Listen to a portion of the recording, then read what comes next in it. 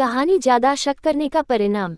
यदि आप मेरी चैनल में नए हो तो मेरी चैनल को सब्सक्राइब करें, शेयर करें और लाइक करें।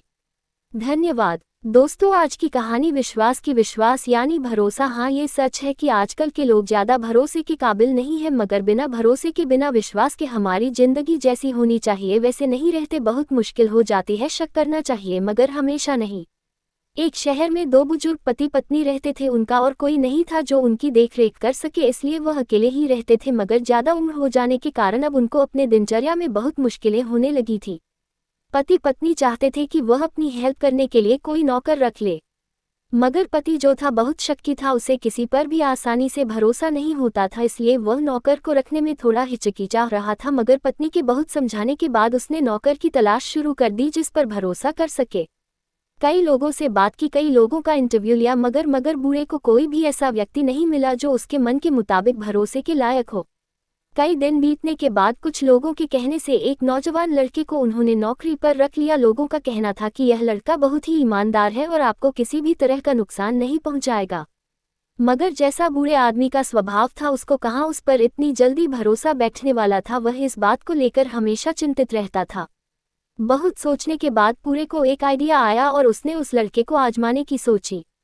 एक दिन बूढ़े आदमी ने अपने जेब से 100 की नोट गिरा दी जानबूझकर और थोड़ी दूर जाकर छुपकर देखने लगा कि वह लड़का क्या करता है।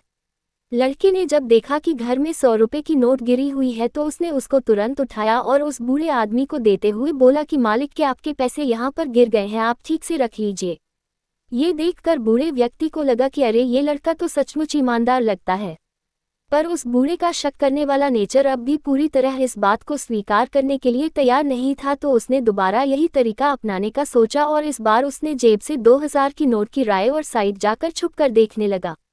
इस बार वह लड़का देख रहा था कि बूढ़ा आदमी कैसे जानबूझकर जेब से पैसे गिरा रहा था। उसको यह समझने में देर नहीं लगी कि पहली बार भी यही हुआ होगा।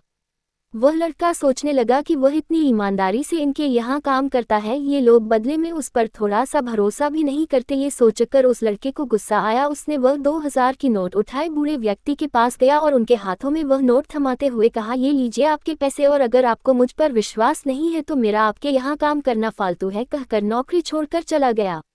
बूढ़े व्यक्ति को अब अपनी गलती का एहसास होने लगा। उसने उस लड़के को रोकने की बहुत कोशिश की मगर वह नहीं रुका। सीख। तो मित्रों, इस कहानी का निष्कर्ष यह है कि किसी भी वस्तु को जांचना, परखना या शक करना अच्छी बात है, मगर जरूरत से ज्यादा नहीं। पूरी कहानी सुनने के लिए धन्यवाद।